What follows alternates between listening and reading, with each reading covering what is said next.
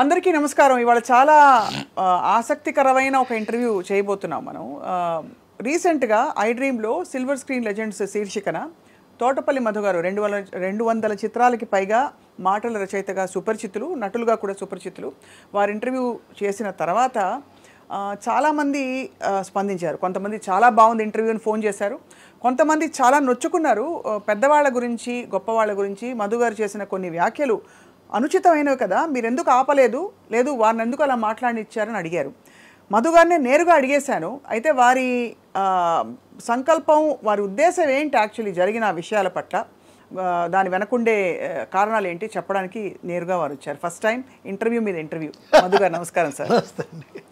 So మీకు phones వచ్చాయా sir? అంటే ఫోన్లో నాకు అన్ని పాజిటివ్గానే వచ్చాయంట. నాన్ సినిమా పీపుల్ అందరూ అబ్బో ట్రెండింగ్ అవుతాం సార్, సూపర్ సార్, బోల్డ్గా చెప్పారు సార్, అది సార్ ఇది సార్ అని. బట్ దాంట్లో ఒక చిన్న చేదు అనుభవం కోడి రామకృష్ణ గారి మీద నేను సగమే మాట్లాడి వదిలేయడంతో వచ్చింది. దానికి అపాలజీ కూడా చెప్పేశాను, ఎందుకంటే ఆయన గురు సమానులు.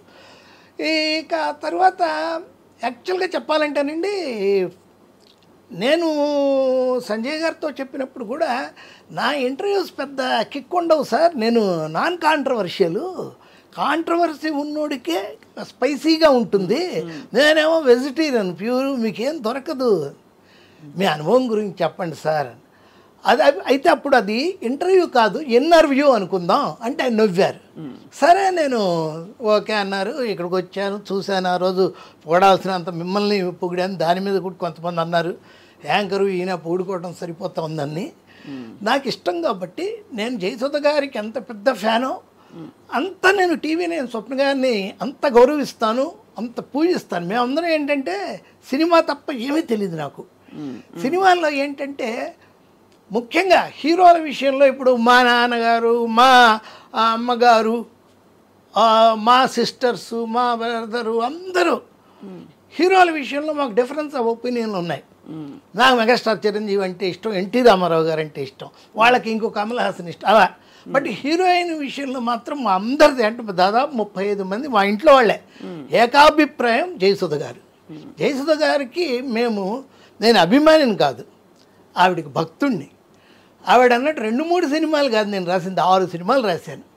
ఫస్ట్ సాక్షి అని రాశాను, ఆ సాక్షి తర్వాత భలే దంపతులు అని రాశాను, ఆ భలే దంపతుల తర్వాత ఆవిడ సొంత సినిమా కలికాలం రాశాను, ఆవిడ సొంత సినిమా అదృష్టం రాశాను, ఆవిడ సొంత సినిమా వింత కోడళ్ళు రాశాను, ఆ తర్వాత రిక్షావాడు రాశాను, బంగారు కుటుంబం స్టేట్ అవార్డు వచ్చిన సినిమా రాశాను ఆవిడకి. మీరు ఇన్ని సినిమాలు రాశారు కాబట్టే దాదాపు అంటే మీరు బాగా పరిచయం అని చెప్పి కొన్ని విషయాలు చెప్తే జనరల్గా చెప్పినప్పుడు దాన్ని ప్రశ్నించబుద్ధి అవ్వలేదు. ఎందుకంటే మీరు ఒక అసోసియేషన్తో చెప్తున్నారు, మీరేదో దారిన పోయే ఎల్లయ్య కాదు, అంటే ఎవరు ఏమీ తెలియని, ఇండస్ట్రీ తెలియని వ్యక్తి కాదు, ఇండస్ట్రీలో ఉన్న ఒక కీలక ప్రముఖ వ్యక్తి.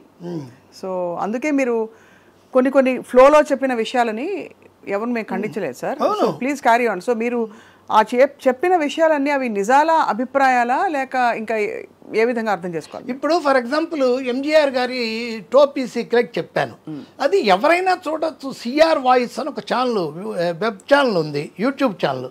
దానిలో ఆయన వరుసగా ఇలాంటి కొంచెం సెన్సేషన్ మ్యాటర్స్ పెడతాడు. నాకు తెలుసా తమిళనాడు అనుకుంటా, మరి ఏదో నేను మాట్లాడాను కూడా వాళ్ళతో. దాంట్లో ఉన్నదే మీకు చెప్పాను. ఏంటి మా పని, నాకు ఇక్కడికి వచ్చానంటే మన ఇంట్రెస్టింగ్ విషయాలు రేపటి తరానికి చెప్పాలి. అంటే యాజ్ ఏ రైటర్గా నేను అది ఇది అని చెప్తే అది బోరు. అందరూ ఎవరి సినిమా వాళ్ళదే, ఎవరి సినిమా అయినా సరే ప్రతి సినిమా ఫస్ట్ సినిమానే.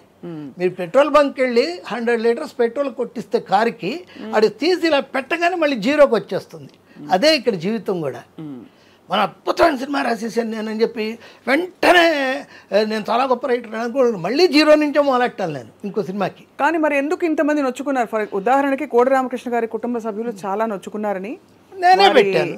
మీరు అపాలజీ చెప్పారు, అఫ్ కోర్స్ యాక్సెప్టెడ్. అండ్ చాలా మంది పెద్దవాళ్ళు ఫోన్ చేసి అడిగారు, ఎందుకండి మీరు కోడి రామకృష్ణ గారి గురించి వారు అలా మాట్లాడుతుంటే మీరు ఎందుకు అలా ఇలా మాట్లాడతారని. ఇప్పుడు కోడి రామకృష్ణ గారి గురించి మీరు ఒక విషయం, మీ అనుభవం చెప్తే మీరు ఆయనతో పనిచేసిన అనుభవంతో చెప్తారని అనుకుంటాం.